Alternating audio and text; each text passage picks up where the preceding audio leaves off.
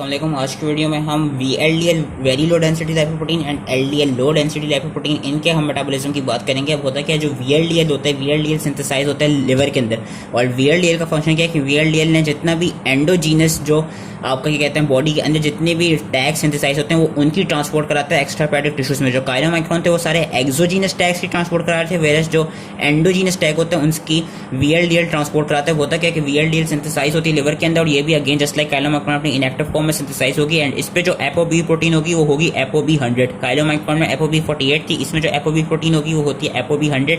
Liver secretes nascent TAG rich VLDL particles containing primarily endogenously synthesized lipids. अब होता क्या है कि जस्ट लाइक काइलोमाइक्रोन ये जाएगी सर्कुलेशन में, सर्कुलेशन में VLDL पे ApoC2 and ApoE receptors ApoE proteins आती हैं। वो लेती कहाँ से? HDL से VLDL ले लेती है। ApoC2 ApoE ApoB100 होती है। अगेन ये क्या कहते हैं, जो एक्स्ट्रा हेपेटिक जो पेरिफेरल टिश्यूज होती हैं वहाँ पे जो कैपिलरीज है वहाँ पे जाती है। वहाँ पे जाके जो लाइपोप्रोटीन लाइपेज होता है वो क्या कहते हैं ApoC2 एक्टिवेट कराता है। ApoC2 जब लाइपोप्रोटीन लाइपेज को एक्टिवेट कराता है तो लाइपोप्रोटीन लाइपेज क्या करती है, जस्ट लाइक इन काइलोमाइक्रोन जो एंडोजीनस टैग्स है उसको free fatty acids and glycerol में हाइड्रोलाइज कर देगी। जो फ्री फैटी एसिड्स हैं वो एडिपोस टिश्यू ले लेंगे और एडिपोस टिश्यू अपटेक करके अब इनको या तो मेटाबॉलिज्म में यूज कर लेंगे या इनके थ्रू टैग्स बना के स्टोर कर लेंगे। वैसे ग्लिसरॉल लिवर में चला जाएगा, लिवर में जाके ग्लिसरॉल जिसका ग्लाइकोलाइटिक पाथवे ग्लूकोनियोजेनिक पाथवे है उसमें या टैग्स की फॉर्मेशन में लिवर में चला जाएगा। होता क्या है कहें जैसे पूरे प्रोसेस में अब जो VLDL का पार्टिकल बचा ना पीछे जिसमें से टैग निकल गए एंड क्या कहते हैं ApoC2 ApoE, ये चीज मेरी याद रखनी कि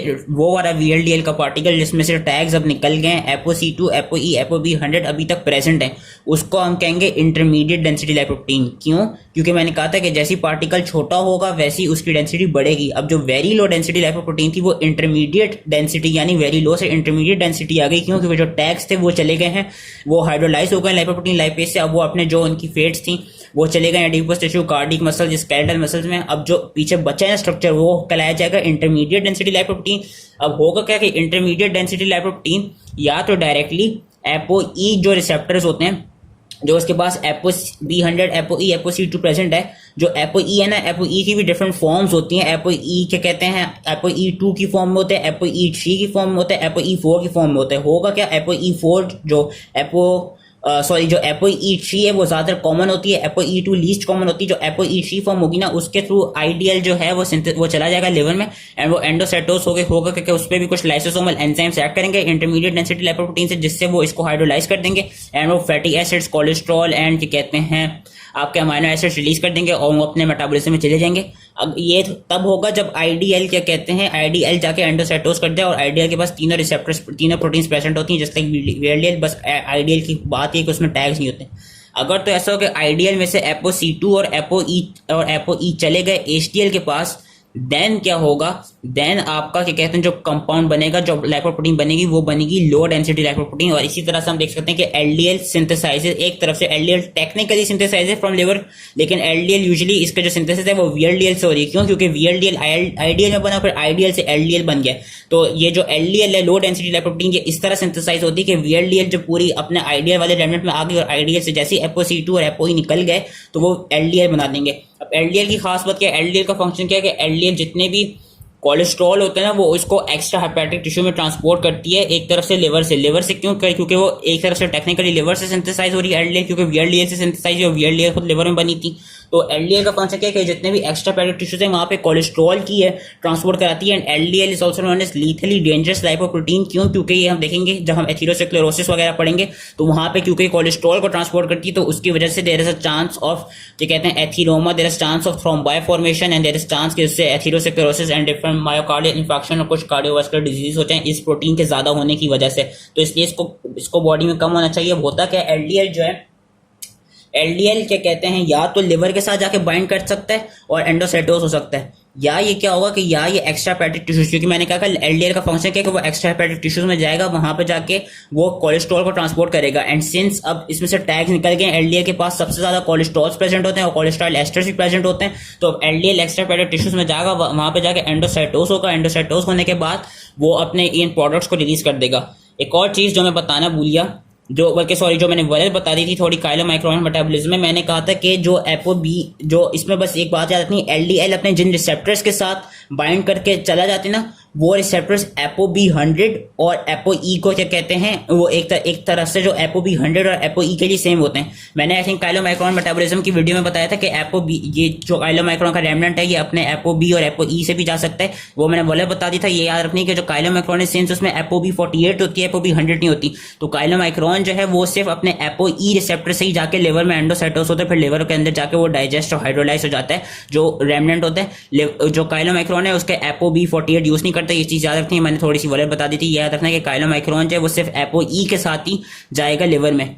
एलडीएल की क्या खास बात है कि एलडीएल दोनों ApoE को भी और ApoB100 को भी, ApoB100 वाले रिसेप्टर्स, दोनों रिसेप्टर्स के थ्रू वो जा सकते हैं और एंडोसाइटोस हो सकता है और फिर वो जाकर हाइड्रोलाइज हो सकता है। अब वो एंडोसाइटोस होता कैसे कि LDL binds to specific receptors और extracellular tissues and on the liver and are endocytosis. और यही चीज यहाँ पे बताई हुई है कि एलडीएल के रिसेप्टर्स के they can bind to ApoE and also ApoB100। तो इसलिए वो जो रिसेप्टर्स होते हैं they are also known as ApoB100/ApoE receptors, क्योंकि दोनों रिसेप्टर्स पे जाकर बाइंड कर सकती है। अब ये इसकी अपटेक होती कैसे एलडीएल की और डिग्रेडेशन कैसे होती है एलडीएल की। वीएलडीएल तो हमने देख लिया आईडीएल में कन्वर्ट होगा और एलडीएल में कन्वर्ट हो गया।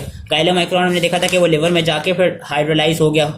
अब एलडीएल के साथ क्या होता है कि एलडीएल एंडोसाइटोस होती है। वो होती कैसे, वो होती है ऐसे। होता है कि एलडीएल ये आर है, इसके अंदर कोलेस्ट्रॉल एस्टर्स प्रेजेंट है, कोलेस्ट्रॉल प्रेजेंट है, एपोलाइपोप्रोटीन B100 प्रेजेंट है। होगा क्या कि जो एक्स्ट्रा पैटिक टिश्यूज हैं वहां पे जो इसके LDL, Hare Hare LDL receptors लगे हुए हैं। अब ये एलडीएल रिसेप्टर्स होते कहाँ पे, ये आपके मेम्ब्रेन पे होते हैं। और जो मेम्ब्रेन है जहाँ पे एलडीएल रिसेप्टर्स आपके ये कोटेड पिट्स के अंदर होते हैं। एक तरफ से दिखाई हुई कोटेड सी पिट्स होती हैं, पिट्स के अंदर रिसेप्टर्स होते हैं। और जो सेल है जो उसकी साइटोप्लाज्मिक साइड होती है वहां पे एक प्रोटीन होती है जिसका नाम होता है क्लैथरिन। क्लैथरिन क्या कराती है, क्लैथरिन इन कोटेड पिट्स को जैसी एलडीएल अपने रिसेप्टर्स के साथ जाके बाइंड कर जाते तो क्लैथरिन एक तरफ से कॉन्ट्रैक्ट करती है और कॉन्ट्रैक्ट होने से होता है कि वो एंडोसाइटोस कराती है। एंडोसाइटोस होने के साथ ही हम देख सकते हैं ये क्लैथरिन एक तरफ से बाइंडेड है और इसने एक कोटेड सी वेसिकल बना दी है। ये कोटेड सी वेसिकल बना दी थी और इस तरह एंडोसाइटोस कर देती है एलडीएल को और साथ में उसके रिसेप्टर्स को। ये हरे हरे रिसेप्टर्स हैं, एलडीएल को एंडोसाइटोसिस हो गई है, साथ में रिसेप्टर्स भी एंडोसाइटोस्ड हो गए और अभी क्लैथरिन इसके साथ बाइंडेड है और ये कोटेड वेसिकल बन गए। अब होगा क्या कि जो ही यह अंदर को फर्दर जाती रहेगी तो क्लैथरिन जो है वो आहिस्ता आहिस्ता रिलीज होकर वापस चला जाएगा। ये क्लैथरिन हम देख सकते हैं आहिस्ता आहिस्ता निकलता रहेगा और जब क्लैथरिन निकल जाएगा तो जो कोटेड सा वेसिकल होगा जिसमें और छोटे छोटे वेसिकल्स आकर बाइंड करेंगे तो वो एक स्ट्रक्चर बना देंगे जिसका नाम होता है एंडोजोम। जैसे पहले क्या हुआ कि एलडीएल आए रिसेप्टर के साथ बाइंड हुई, रिसेप्टर के साथ जैसी बाइंड हुई कोटेड पिट्स के अंदर जो प्रेजेंट थे क्लैथरिन ने कॉन्ट्रैक्ट किया, क्लैथरिन कॉन्ट्रैक्ट होकर खुद इन एक तरफ से एक कोटेड वेसिकल बना दी और उसने एंडोसाइटोस कर दिया रिसेप्टर्स और एलडीएल को। फिर क्लैथरिन निकल गई तो स्ट्रक्चर बन गया एंडोजोम।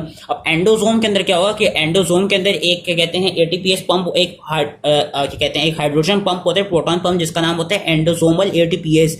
वो क्या कराते हैं कि वो इसका जो एंडोसोम है उसके पीएच को डिक्रीज करा देता है क्योंकि वो प्रोटॉन्स को पंप करते हैं तो उससे जो इसका पीएच एंडोसोम का वो डिक्रीज हो जाता है। जैसे ही एंडोसोम का पीएच डिक्रीज हो जाएगा उससे होगा क्या कि जो एलडीएल के रिसेप्टर्स हैं हम देख सकते हैं वो निकल जाएंगे और रिसेप्टर्स क्या करेंगे, रिसेप्टर्स वापस चले जाएंगे, रिसाइकल हो जाएंगे और ऊपर जाके लग जाएंगे जहां पे वो ऑलरेडी प्रेजेंट थे प्लाज्मा मेम्ब्रेन पे, जहां पे वो प्रेजेंट थे कोटेड पिट्स की फॉर्म में। जो एलडीएल होगा, एलडीएल का मेटाबॉलिज्म कैसे होगा कि एलडीएल जो हाइड्रोलाइज हो जाएगा। एलडीएल हाइड्रोलाइज कैसे होगा कि लाइसोसोम आके इस एलडीएल के साथ जाके बाइंड करेगा जो इस एंडोसोमल स्ट्रक्चर के अंदर प्रेजेंट था। एंडोसोम में क्या हुआ था कि एंडोसोम में एसिडिटी आई, पीएच कम हुआ एंडोसोमल एटीपीएस की वजह से, जिसकी वजह से रिसेप्टर्स वापस जाके रिसाइकल हो गए। अब जो एलडीएल का स्ट्रक्चर बचा है इस पे लाइसोसोम ऐड करेगा। जैसे ही वो ऐड करेगा होगा क्या, लाइसोसोम अपने एसिड हाइड्रोलेज के थ्रू एंडोसोम एलडीएल को डाइजेस्ट और हाइड्रोलाइज करवा देगा। किस में, अमाइनो एसिड्स में, फैटी एसिड्स में एंड कोलेस्ट्रॉल में। अब जो amino acids and fatty acids हैं ये चले जाएंगे अपने मेटाबॉलिज्म में। कोलेस्ट्रॉल क्या होगा कि कोलेस्ट्रॉल की फेट इस तरह होगी कि अगर तो क्योंकि एक तरफ से हम देख सकते हैं कोलेस्ट्रॉल ट्रांसपोर्ट कर भी दिया एलडीएल ने और एलडीएल खुद हाइड्रोलाइज होगी और कोलेस्ट्रॉल बढ़ा रही है। होगा क्या, कोलेस्ट्रॉल क्या करेगा, अगर एक तरफ से ओवर सप्लाई होने लग जाए कोलेस्ट्रॉल की तो कोलेस्ट्रॉल क्या करेगा, जो एचएमजी कोई रिडक्टेस होता है जो कोलेस्ट्रॉल की सिंथेसिस कराते हैं जो कि रेट लिमिटिंग एंजाइम था वो उसको जाके इनहिबिट कर देता है। कोलेस्ट्रॉल की जब ओवर प्रोडक्शन होने लग जाएगी तो ओवर सप्लाई क्या करेगी कोलेस्ट्रॉल की, अपने मेटाबॉलिज्म को मेंटेन रखने के लिए कोलेस्ट्रॉल जो एचएमजी कोई रिडक्टेस है उसको जाके इनहिबिट करा देगी। और HMG CoA reductase we know it can be present in liver, it can be present in adrenal cortex. और क्या करेगी, ओवर सप्लाई ऑफ कोलेस्ट्रॉल जो एलडीएल रिसेप्टर्स है ना उन रिसेप्टर्स की सिंथेसिस को रोक देगी। क्योंकि जो रिसेप्टर्स हैं, जो एलडीएल रिसेप्टर्स होते हैं ये नेगेटिवली चार्ज ग्लाइकोप्रोटीन मॉलिक्यूल्स होते हैं। अब ये भी प्रोटीन ही स्ट्रक्चर होते हैं तो ये भी ट्रांसक्रिप्शन ट्रांसलेशन के थ्रू बनते हैं। तो होता है कि जो कोलेस्ट्रॉल की अगर प्रोडक्शन ज्यादा बढ़ जाए ना तो वो एलडीएल रिसेप्टर्स की जो प्रोटीन है जो उनकी डीएनए है उसकी जीन को वो इनहिबिट कर देंगे। उससे होगा क्या कि रिसेप्टर्स कम बनेंगे। जब एलडीएल रिसेप्टर्स कम बनेंगे तो एलडीएल ज्यादा हाइड्रोलाइज होगा नहीं। जब एलडीएल ज्यादा हाइड्रोलाइज होगा नहीं और एंडोसाइटोसिस होगा नहीं तो उससे कोलेस्ट्रॉल लेवल ज्यादा बढ़ेगा नहीं। तो एक तरफ से ये होता है। तीसरा मैकेनिज्म क्या होता है कि जो कोलेस्ट्रॉल जब बढ़ रहा होता है तो एक प्रोटीन होती है जिसका जो एक एंजाइम होता है जो कि एकैट होता है। एकैट का फंक्शन क्या होता है, which is also known as acyl CoA cholesterol acyl transferase. Acyl CoA cholesterol acyl transferase का फंक्शन क्या है कि अगर कोलेस्ट्रॉल ज्यादा बढ़ जाए तो वो एक तरफ से कोलेस्ट्रॉल को उसकी एस्ट्रिफाइड फॉर्म में स्टोर करा देगा। यही हम देख सकते हैं कि acyl CoA cholesterol acyl transferase का फंक्शन क्या है कि वो कोलेस्ट्रॉल को कोलेस्ट्रॉल एस्टर्स की फॉर्म में स्टोर कर देगा। तो that was all related to your LDL metabolism and your VLDL metabolism. एक चीज मैं बताना भूल गया, वीएलडीएल का एक तरफ से एक और फंक्शन क्या है कि वीएलडीएल हम ये एचटीएल के फंक्शन में पढ़ेंगे नेक्स्ट वीडियो में। वीएलडीएल क्या कराती है, since VLDL transports TAG and HDL का हम पढ़ेंगे HDL transports cholesterols from extra hepatic tissues to liver. तो एक तरफ से एचटीएल अच्छी इसलिए मानी जाती है क्योंकि वो रिवर्स कोलेस्ट्रॉल ट्रांसपोर्ट कराती है। वो कोलेस्ट्रॉल क्योंकि कहते हैं जो एक्स्ट्रा हेपेटिक टिश्यूज हैं वहां से वापस लिवर में लेकर आ रही होती।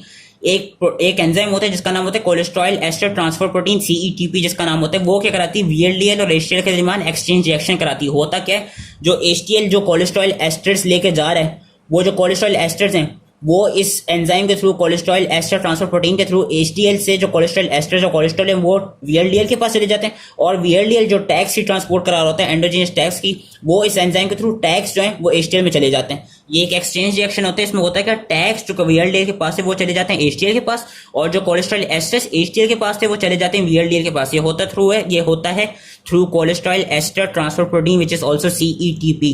तो that was all related to VLDL and LDL metabolism. I hope ये इजीली समझ में आ गया हो एंड थैंक यू।